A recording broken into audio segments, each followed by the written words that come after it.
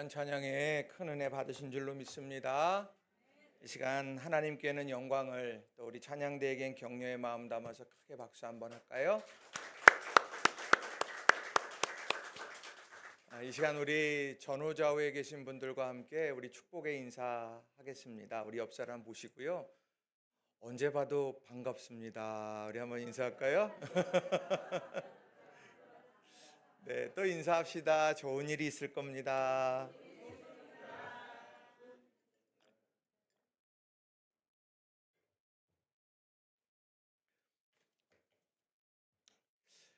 성령께서 우리 안에 계셔서 우리 삶에 맺게 하시는 성품들이 있습니다.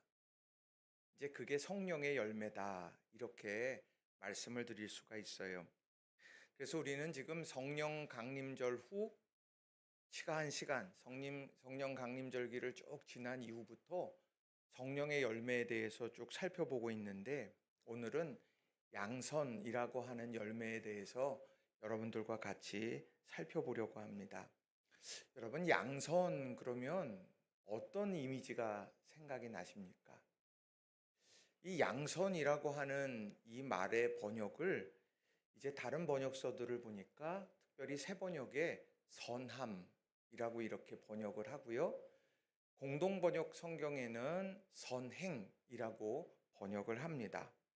그러니까 한마디로 말하면 착한 마음을 가지고 착한 행동을 하면서 살아간다, 뭐 이렇게 쉽게 이야기할 수 있을 겁니다.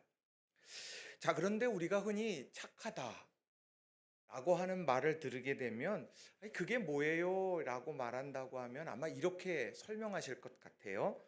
착한 마음을 갖고 남에게 피해를 끼치지 않고 자신의 일에 최선을 다하면서 살아가고, 그렇게 살아가던 중에 좀 어려운 일이 있어도 남에게 부담 주지 않으려고 하는 삶, 이게 아마 착함을 담아낼 수 있는, 또 표현할 수 있는 말이지 않을까, 이런 생각을 해보게 됩니다. 자, 그런데 그렇게 말하곤 하지만 정작 우리의 자녀들이요, 착하다 이렇게 이야기가 된다고 했을 때 어떤 마음이 여러분 드십니까? 너무너무 착해서 좋은 옷 입고 나갔다가 다 벗어주고 오고, 주머니에다가 돈 채워주고 갔는데 돌아올 땐 빈털터리가 돼서 돌아와요. 그거 어떻게 했니? 누가 어려워서 줬어요. 누가 달라 그래서 줬어요. 그러면 어떻게 이야기합니까? 야, 너 그렇게 착해서 이 거친 세상을 어떻게 살아가냐? 좀 지혜로워야 되지 않겠어? 좀 강단이 있어야 되지 않겠어? 이렇게 이야기를 할 때가 있다는 거예요. 이 착함이라고 하는 것이 갖는 이런 중요한 부분들, 오늘 성령의 열매로서 갖는 이 양선의 열매를 다시 한번 여러분들하고 좀 오늘 살펴보면서 두 가지 중요한 교훈의 메시지를 전하고 또 은혜를 함께 좀 나누려고 합니다. 자, 첫 번째로는요, 자, 같이 읽어보겠습니다. 성령께서 하나님의 마음을 품게 하실 때 양선의 열매가 맺힙니다. 성령께서 하나님의 마음을 품게 하실 때 이 양선의 열매가 맺혀진다. 오늘 그렇게 이야기를 합니다. 내가 그냥 좀 품성적으로 착한 이런 것을 넘어서는 게 바로 성령께서 내 안에서 작동하셔서 하나님의 마음을 품게 하시기 때문에 선해진다는 거예요. 자, 우리가 선함이라고 하는 이 말을 이야기할 때 이 아시아권, 이 불교 유교 문화권인 아시아와 그리고 그 기독교 문화권인 유럽 이쪽이랑은 좀 사뭇 좀 다릅니다. 뭐냐면 유교 문화권인 우리나라에서는 착한 사람, 착함이라고 하는 것은 아주 명확한 가치의 기준을 이야기합니다. 어떤 선이라고 말할 수 있는 것, 이게 선함이에요. 그런데 오늘 그 서구적인 생각에서 보게 되면 말씀을 NIV 성경에서 보게 되면 kindness라고 이렇게 이야기를 합니다. 그래서 이거 굿니스라고 이야기를 하고 있는데 이건 뭐냐? 그 상황 속에서 갖게 되어지는 선한 영향력을 이야기하는 거예요. 그러니까 이게 사뭇 조금 다릅니다. 자, 우리가 흔히 접하게 되는 것 중에 착한 사람 증후군이라는 것이 있습니다. 아마 이 가운데에도 앓고 계신 분이 여러 분 계시지 않을까 생각을 해요. 자, 왜냐하면 이것은요, 특히 장남에게 많이 걸리는 증후군이랍니다. 그게 부모님이 볼 때 좋아하는 것, 부모님께서 기뻐하시는 것, 그걸 내가 해요. 내가 하기 싫어도. 내가 그거 하는 거 너무 힘겨워도 내가 이게 부모님이 기뻐하시는 거니까 내가 그거를 감당해야지. 이렇게 하면서 부모님이 칭찬해 주실 때에 행복을 누리고 기쁨을 누리는 것. 이게 착한 사람 증후군이라고 하는 겁니다. 보기에는 그것이 참 좋아 보일지 모르고 그것이 안정적일지 모르겠지만 실상 그것은 그걸 겪고 있는 사람에게는 마음속에 큰 상처가 될 때가 있다라고 하는 거예요. 자, 그런 상황, 그런 양선의 그런 착함의 모습도 있고 성령께서 하나님의 마음을 품게 하셔서 이 열매가 맺혀지는 그 열매도 있는데 도대체 무엇이 어떻게 다르겠느냐는 겁니다. 오늘 갈라디아서 5장 22절 23절에서 나오고 있는 이런 양선이라고 하는 헬라어 단어랑 같은 단어가 쓰여진 것이 복음서에 기록이 되어 있습니다. 그게 마태복음 20장에 기록이 되어 있는데 마태복음 20장은 우리가 잘 아시는 것처럼 포도원 품꾼의 비유입니다. 자, 마태복음 20장 1절 말씀은 이렇게 시작을 합니다. 천국은 마치 품꾼을 얻어 포도원에 들여보내려고 이른 아침에 나간 집주인과 같으니 라고 말합니다. 한마디로 말하면 천국은 집주인이다라는 거예요. 그러니까 이 천국은 공간이 아니라 바로 집주인인데 그 집주인이 지금 뭐를 하려고 하는 거냐면 품꾼을 얻어 포도원에 들여보내려고 하는 거예요. 지금 그렇게 애쓰고 있는 그런 집주인이 바로 천국의 모습을 잘 설명해 주고 있다. 이렇게 예수님께서는 비유의 말씀을 시작을 하십니다. 비유의 내용은 그렇습니다. 자, 주인이 있는데 이 주인이 아침부터 늦은 5시까지 지금 계속해서 나가서 품꾼들을 데리고 옵니다. 그래서 일을 시키죠. 그리고 그 사람들에게 이제 하루의 일당을 정산을 해주는 시기가 돼서 정산을 하게 되는데 맨 뒤에 온 사람부터 줬어요. 그러면서 한 데나리온을 줬습니다. 하루 일당이죠. 아니 그러니까 맨 처음에 왔던 품꾼들이 기대가 이만큼 컸습니다. 나는 더 주겠지. 왜냐하면 그 사람은 얼마 일하지도 않았는데 한 데나리온이라면 하루 종일 수고한 내게는 더 많이 줄 거야. 이런 기대를 갖게 됐다는 거예요. 그런데 중요한 것은 마지막에 그들도 똑같이 한 데나리온을 받았다는 겁니다. 그러니까 마음에요 원망과 불평과 마음속에 분노가 막 치밀어 올랐습니다. 그래서 이 주인에게 따져 묻게 됩니다. 마태복음 20장 11절 12절 말씀인데 제가 세 번역으로 읽어드리겠습니다. 그들은 받고 나서 주인에게 투덜거리며 말하였다. 마지막에 온 이 사람들은 1시간밖에 일하지 않았는데도 찌는 더위 속에서 온종일 수고한 우리들과 똑같이 대우하였습니다. 다시 읽어드립니다. 그들은 받고 나서 주인에게 투덜거리며 말하였다. 마지막에 온 이 사람들은 1시간밖에 일하지 않았는데도 찌는 더위 속에서 온종일 수고한 우리들과 똑같이 대우하였습니다. 아니 그렇게 이야기하자 주인이 이렇게 대답을 합니다. 마태복음 20장 14절 15절입니다. 우리 같이 한번 여기는 두 절을 읽겠습니다. 시작. 당신의 품삯이나 받아 가지고 돌아가시오. 당신에게 주는 것과 똑같이 마지막 사람에게 주는 것은 내 뜻이오. 내 것을 가지고 내 뜻대로 할 수 없다는 말이오. 내가 후하기 때문에 그것이 당신 눈에 거슬리오 하였다. 여기에 보면 여러분 주인의 뜻이 담긴 말이 있다면 그게 뭐겠습니까? 하나는 내가 마지막 사람에게 그렇게 주는 것 그것은 내 뜻입니다. 주인의 뜻이다. 이 얘기고요. 또 하나는 내가 후하기 때문에 그것이 당신 눈에 거슬리오 라고 하는 말이에요. 하나님의 뜻이야 이야기하는데 그 하나님 주인의 뜻이라고 하는 것 그것을 보는 것도 중요하지만 오늘 그 후함이 나는 도리어 눈에 거슬려. 지금 이런 상황이 포도원에서 벌어지고 있는 겁니다.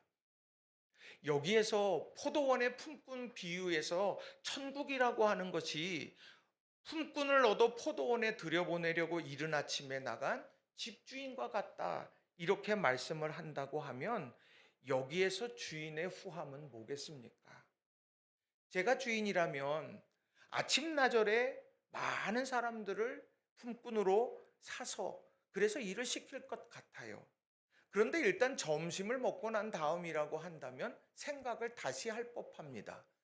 내일 다시 나가서 사람을 사는 게 어떨까? 3시쯤 지나면 어떻겠습니까? 아유, 아닌가 보다. 아마 그렇게 생각을 할 것 같아요.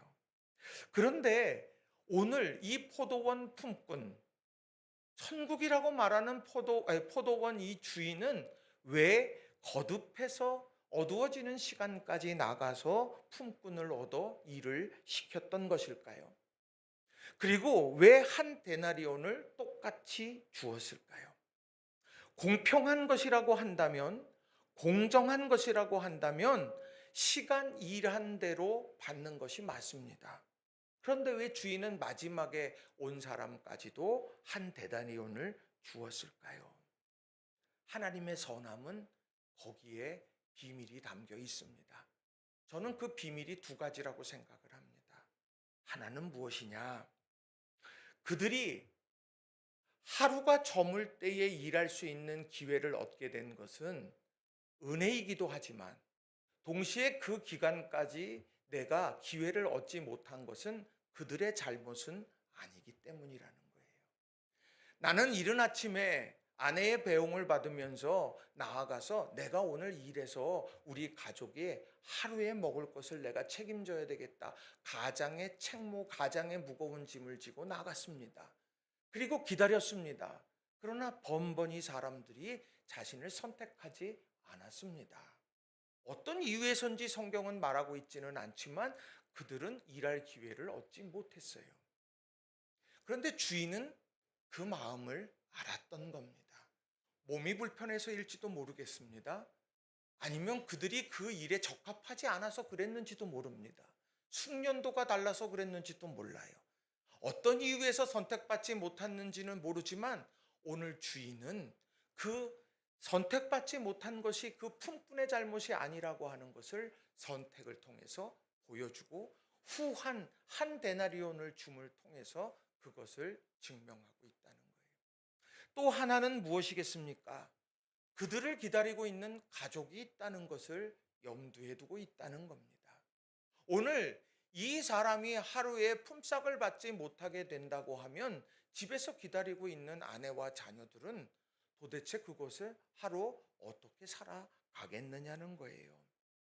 비록 그들이 몇 시간밖에 일하지 못했지만 그럼에도 그 부르심 앞에 응답할 수 있는 것은 오늘 내가 작은 돈이라도 받아서 기다리고 있는 가족들에게 무언가를 해줘야만 한다고 하는 당면한 문제가 있었다고 하는 것이죠.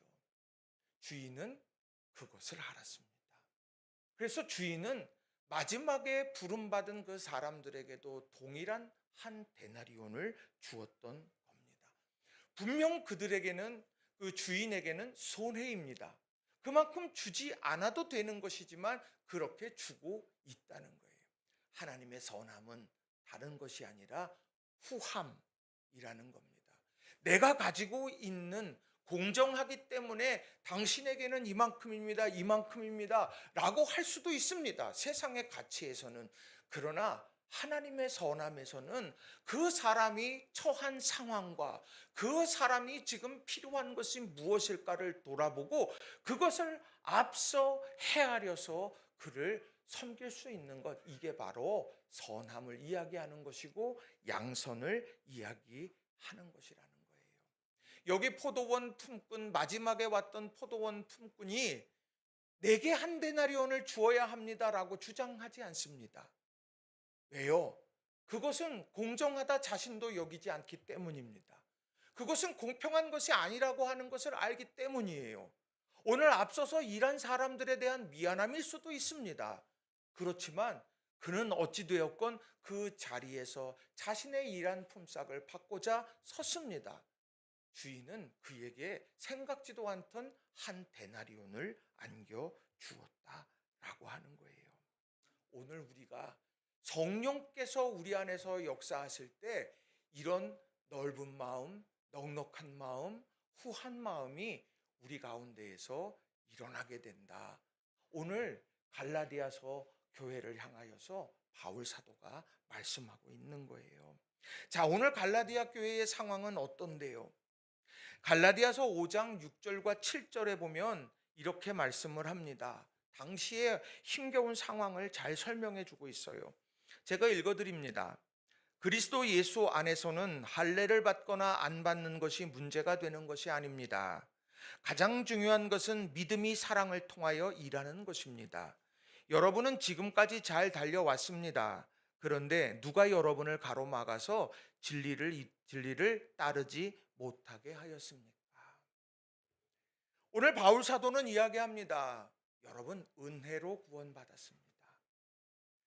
우리가 공로로 구원받는 것이 아니라 은혜로 구원받았는데 오늘 은혜로 구원받은 그들을 향하여서 이 율법에 이야기하는 것처럼 할례를 받아야만 구원이 완성되는 것이냐 이야기하는 것은 진리를 가로막는 행위다라고 말하고 있다는 거예요. 그러면서 오늘 성령의 열매를 이야기하고 그 중에 양선을 이야기하고 있는 겁니다. 뭐가 중요할까? 양선의 마음을 품고 돌아봐야 합니다. 지금 구원받고 진리를 향하여 나아가는 것이 중요한 건지, 은혜의 시대에 죄를 깨닫게 하는 율법에 사로잡혀서 오늘 할례를 받았느냐 받지 않았느냐로 진리의 길에 가게 되는 모든 것을 막고 있는 것은 아닌지를 돌아보라는 거예요. 오늘 포도원 농부, 그 포도원 주인에게 오늘 먼저 왔던 품꾼들이 이야기하는 말, 우리는 그것을 다시 한번 기억해야 합니다. 내가 후하기 때문에 내 눈에 거슬리느냐. 양선을 가장 가로막고 있는 말이 오늘 그 마음이 이 마음이라고 하는 거예요. 이 질문 앞에 내가 선다고 하면 어떻겠습니까? 나의 눈으로 판단하게 된다. 기준으로 삼고 판단하게 되는 거죠. 세상은 전부 다 인정할지 몰라요. 세상은 전부 다 그게 맞다고 말할는지 모릅니다. 그러나 하나님의 선함, 내 뜻, 내 것으로 후하게 주는 것, 그것이 내 눈에 거슬리느냐라는 질문 앞에 하나님은 뭐라고 대답을 하시겠느냐라는 거예요. 중요한 건 믿음이 사랑을 통하여 일하는 것, 그걸 주목해야 한다라는 겁니다. 오늘 여러분, 가정에서도요, 내가 지금 이 맨 처음 왔던 포도원 농부의 시각을 갖는다고 하면 만족은 없어요. 왜냐하면 내가 그것을 판단하고 내 눈에 거슬리면 그것은 거짓이기 때문이고 잘못된 것이기 때문이지요. 내가 교회를 봐서도 마찬가지입니다. 그 기준이 내게 있다라고 하면 어느 순간에 거슬려? 그럼 그것은 문제야. 어느 순간에 타인을 보며 나는 재판의 자리에 앉게 되기도 한다는 겁니다. 중요한 것은 내가 후하기 때문에 하나님의 선하심, 바로 그 양선의 시각이 우리에게 필요하다라고 하는 거예요. 나라와 민족을 볼 때도 마찬가지입니다. 곁에서 함께 일터에서 함께 일하는 사람들에게도 마찬가지라고 하는 거예요. 우리 사랑하는 성도님들 한 분 한 분이 바로 성령께서 우리 안에서 가득 충만하셔서 내 안에 양선의 마음을 불어넣어 주실 때 그 양선의 마음 앞에 내가 하나님의 마음을 품고 모든 것을 바라보면서 하나님의 선하신 뜻이 무엇인가를 질문하며 나는 그 선하신 하나님의 뜻을 오늘 기대하며 나아가고 있는지 되묻는 저와 여러분이 다 되시기를 주님의 이름으로 간절히 축원합니다. 정말 중요한 게 뭘까? 하나님의 마음이더라는 거예요. 오늘 이걸 다시 한번 마음에 깊이 새기는 저와 여러분이 되기를 바랍니다. 두 번째로는요. 자, 같이 읽겠습니다. 성령께서 하나님의 은혜를 주목하게 하실 때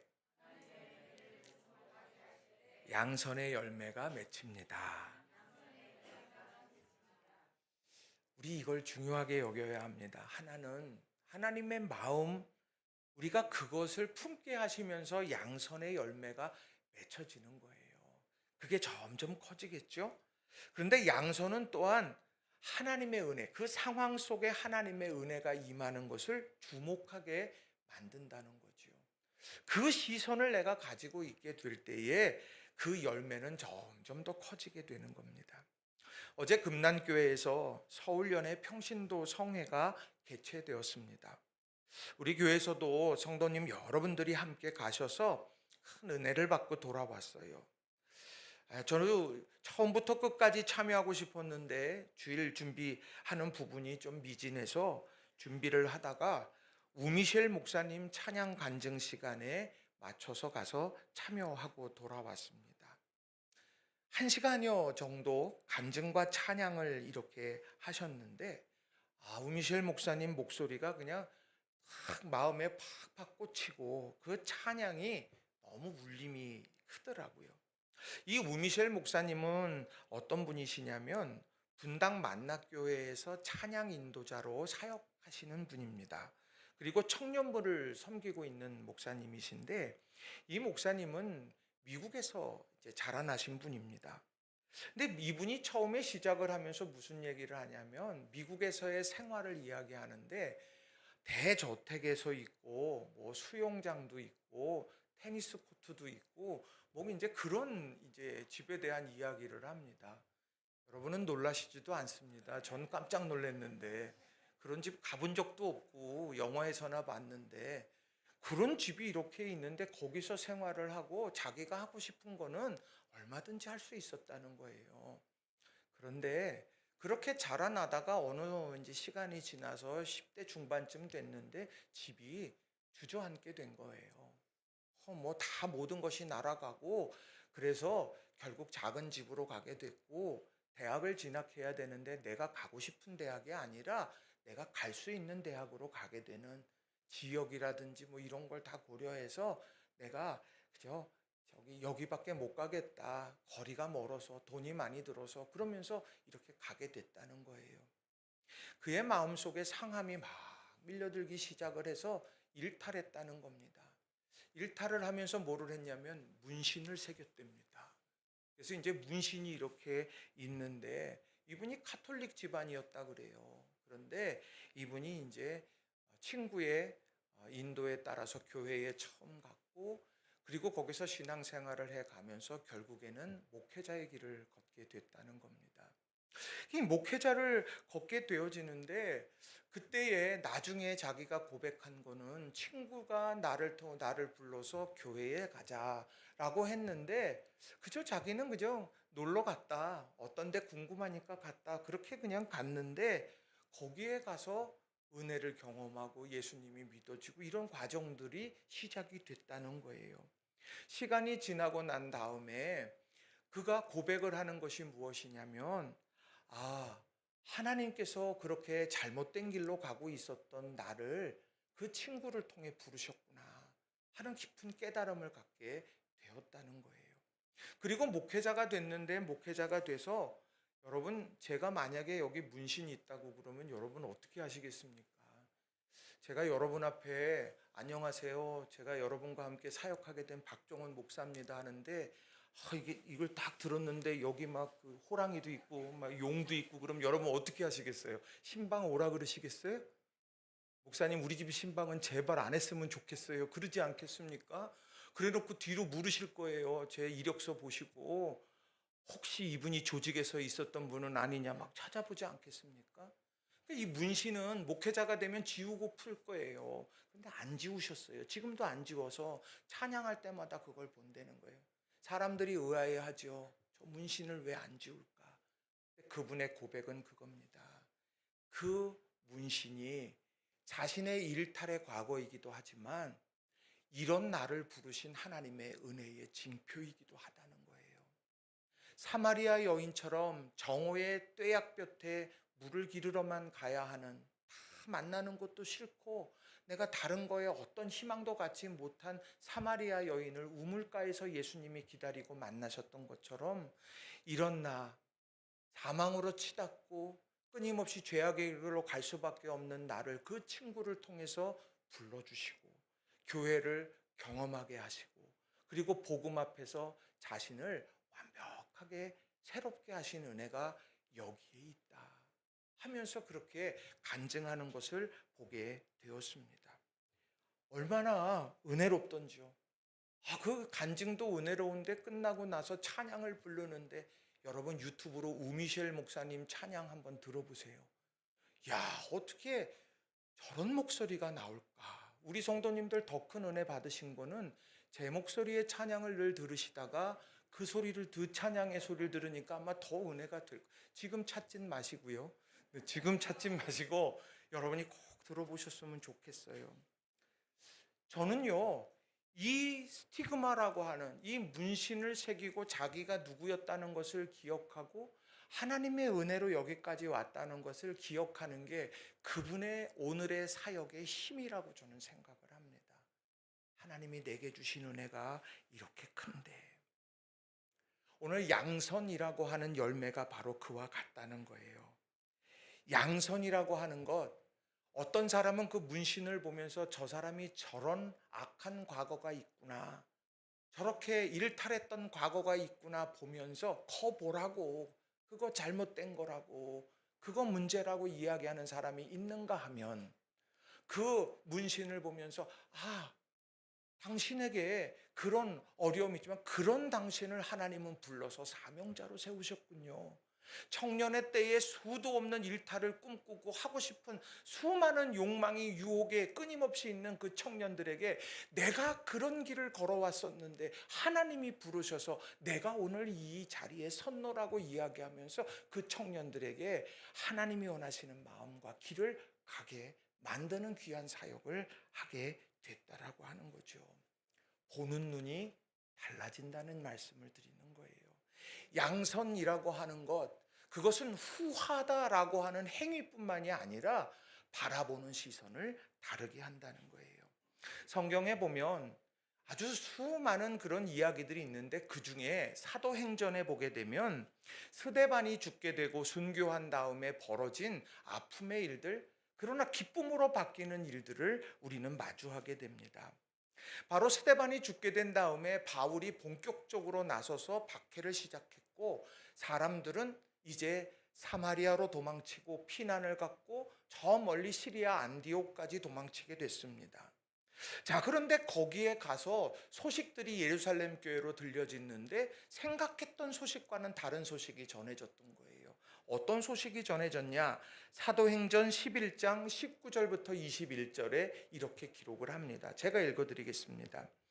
그때의 스데반의 일로 일어난 환란으로 말미암아 흩어진 자들이 베니게와 구브로와 안디옥까지 이르러 유대인에게만 말씀을 전하는데 그 중에 구브로와 구레네 몇 사람이 안디옥에 이르러 헬라인에게도 말하여 주 예수를 전파하니 주의 손이 그들과 함께 하심에 수많은 사람들이 믿고 주께 돌아오더라.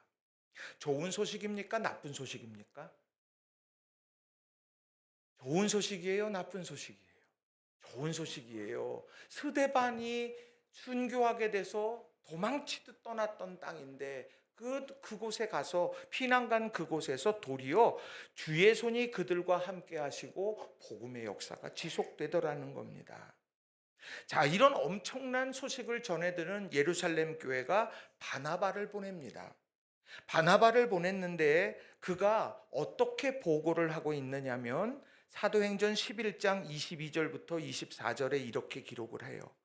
예루살렘 교회가 이 사람들의 소문을 듣고 바나바를 안디옥까지 보내니 그가 이르러 하나님의 은혜를 보고 기뻐하여 모든 사람에게 굳건한 마음으로 주와 함께 머물러 있으라 권하니 바나바는 착한 사람이요 성령과 믿음이 충만한 사람이라 이에 큰 무리가 주께 더하여 지더라. 여기에 보면 뭐냐? 하나님의 은혜를 보고 기뻐하고 모든 사람에게 여기에 주 앞에 머물러라 얘기했다는 거예요.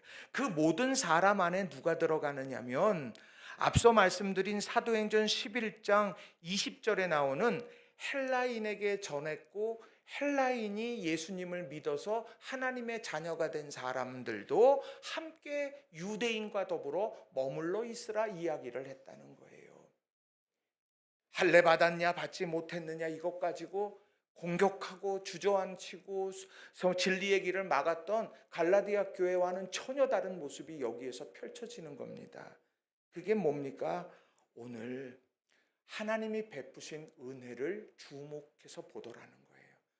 은혜가 임해서 헬라인이 예수님을 믿었느냐, 이방인이 오늘 이 자리에 함께 있느냐, 이게 중요한 것이 아니라 하나님의 은혜가 먼저 임하더라. 이것을 바라본 바나바, 그 사람을 가리켜서 성령과 믿음이 충만한 사람이라 말씀하고 있다는 거예요. 바꿔 말하면 성령과 믿음이 충만한 사람의 시선은 은혜를 본다는 거예요.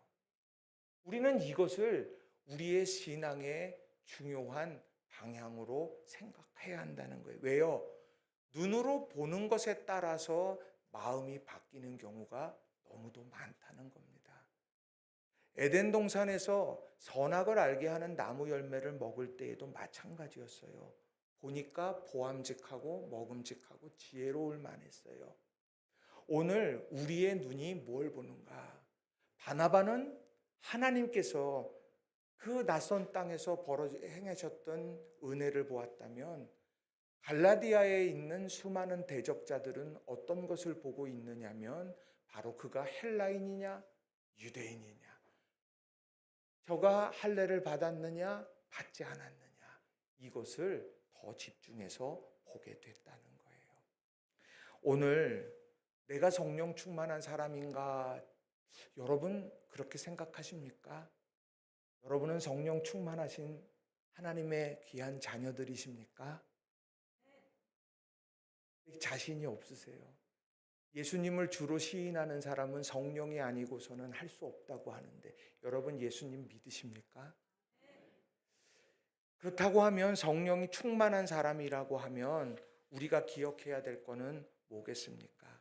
딱 하나, 내가 은혜를 바라보고 있느냐라는 거예요. 주님께서 신앙 때문에 겪은 어려움, 그 어려움 때문에 예루살렘을 떠나서 안디옥까지 떠날 수밖에 없었던 그들, 인생의 패배자, 신앙의 패배자처럼 여길 수 있었던 그 사람들이었지만 하나님은 그 땅 가운데에서도 주의 손이 그들과 함께 하셔서 그들에게 복음의 능력의 역사를 경험하게 하셨다. 은혜입니다. 이스라엘에서만 역사하시는 하나님이 아니라 시리아 안디옥에서도 역사하시는 하나님, 하나님은 언제 어디서나 우리를 지키시고 돌보시는 하나님은 그런 하나님이다 라고 하는 것을 깨닫게 하십니다. 은혜입니다.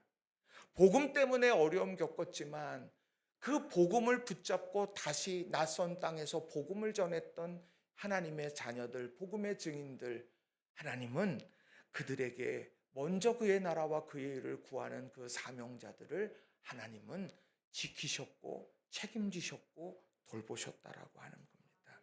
은혜입니다. 여러분, 양선이라고 하는 후함과 양선이라는 착함이라고 하는 것은 하나님을 빼놓고는 생각할 수 없습니다. 하나님을 빼놓고 생각하는 것 착한 사람 증후군일 수밖에 없다는 거예요. 다른 사람의 판단에 난 착한 사람이고 싶어에 도덕적이고 윤리적인 사람일 수밖에 없다는 거죠. 그러나 우리 믿음의 사람들은 바로 하나님의 그 선하심과 하나님의 은혜를 보고 있기 때문에 우리는 양선이라는 열매를 맺고 힘들고 어려운 상황 속에서도 마음의 후함을, 두 손의 후함을, 두 발의 후함으로 우리는 섬기고 사랑할 수가 있다는 겁니다. 성령이 충만해서 우리들에게 이런 양선의 마음과 열매가 가득히 맺히는 저와 여러분이 다 되시기를 바랍니다. 말씀을 정리합니다. 예수님은 말씀하셨죠. 마태복음 7장 17절에서 좋은 나무마다 아름다운 열매를 맺는다 말씀하셨습니다. 우리들이 성령께서 내 안에 거하실 때에 바뀌는 것은 열매가 먼저 생기는 것이 아니라 좋은 나무가 먼저 되는 거예요. 그리고 그 하나님 성령께서 우리에게 주시는 양선의 마음, 또 하나님이 주시는 그런 음성들, 이런 것들을 우리가 무겁게 여기고 그 말씀대로 살아가다 보면 좋은 나무에서 열매가 맺혀지게 된다는 거죠. 이번 한 주간 여러분 어떤 기도 제목으로 살아가시겠습니까? 하나는 하나님의 마음을 품게 하소서. 그래서 성령의 열매 양선을 맺게 해주세요. 또 은혜를 보는 눈이 우리 가운데 생기게 해주세요. 여러분 이런 믿음의 길을 걸어가는 저와 여러분이 다 되시기를 바랍니다. 언젠가 누군가 이런 간증을 했던 기억이 납니다. 에어컨 설치 기사의 간증인데, 이분은 설치하러 가게 되면 내가 해야 되는 영역 하는 거는 다 여기까지인데 항상 플러스 원을 한다고 합니다. 그게 뭐냐면 안 해도 될 거지만 기쁘게, 마치 자동차 이렇게 엔진 오일을 갈면 그 엔진룸 청소 안 해줘도 되지만 청소해 준 거 발견하면 기쁘잖아요. 그건 누가 페이하지 않아. 이거 페이하려고 해도 아닙니다. 이건 서비스입니다. 우리가 하나님의 사람들은 그런 넉넉함, 도덕적, 윤리적인 것 때문에 후함이 아니라 하나님의 마음으로 그런 후함을 갖는, 너무 틀에 박히고 너무 자루잰 듯하고 너무 세상의 공평과 공정, 그거보다 우리가 넉넉함으로, 후함으로 곁에 있는 이들을 더 사랑해 갈 수 있는 저와 여러분 다 되시기를 주님의 이름으로 축원합니다. 우리 옆 사람 한번 축복하면서 인사할까요? 당신의 삶에 양선의 열매가 맺히길 바랍니다. 우리 한번 인사. 또 한번 인사합시다. 기대할게요. 우리 이런 아름다운 삶으로 이번 한 주간 살아가시면서 승리하는 저와 여러분 되기 바랍니다. 말씀 의지해서 같이 기도했으면 좋겠어요. 성령께서 내 안에 말씀을 자꾸 하시는데 내가 그걸 거절하면 어느 순간에 그 음성이 그쳐요. 어떤 때는요, 목사의 입술을 통해서 여러분에게 전해질 때도 있고요, 성령의 소원함으로 전해질 때도 있습니다. 무겁게 여겨야 된다는 말씀이에요. 하나님, 내가 좋은 나무가 되길 원합니다. 그래서 좋은 열매 맺게 해주세요. 성령께서 말씀하시는 것 듣고 내가 양선의 열매, 착함, 후함이 내 삶을 통해서 드러나고 하나님의 마음을 내가 품고, 그리고 은혜에 주목하는 시선이 돼서 불평과 원망과 탄식의 삶이 아니라 하나님이 이루실 일들을 기대하며 노래하는 인생 되게 해주시옵소서. 우리 기도하면서 오늘 결단의 시간 갖겠습니다. 우리 함께 기도합시다. 사랑과